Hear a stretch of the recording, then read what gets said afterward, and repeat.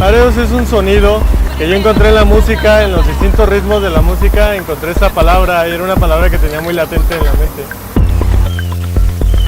Lo que pinto son cosas casi siempre que tienen que ver con la naturaleza y los elementos.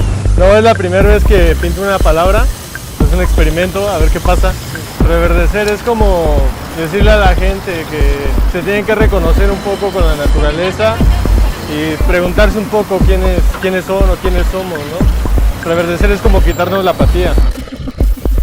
A mí lo que más me late de pintar es sentirme libre, más allá de pensar en una técnica o en un estilo, creo que me interesa transmitir algo a los demás, transmitir un mensaje positivo con lo que hago.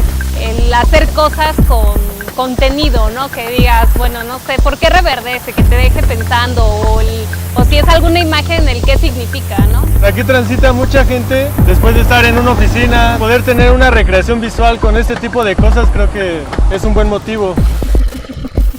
Para todos los que tienen inquietudes artísticas, que quieren brindarle color al mundo, pues es una buena alternativa, ¿no? Esto de hidroarte. Yo creo que es una manera muy buena para que la gente venga, se exprese. Pues qué mejor si te dan el material, tienes la atención y tienes como toda esa facilidad para poder hacerlo. Que se anime toda la banda que le gusta pintar, hacer un mural aquí con la banda de Hidroarte, los van a tratar bien. Buena vibra para toda la banda. Buena onda para toda la gente.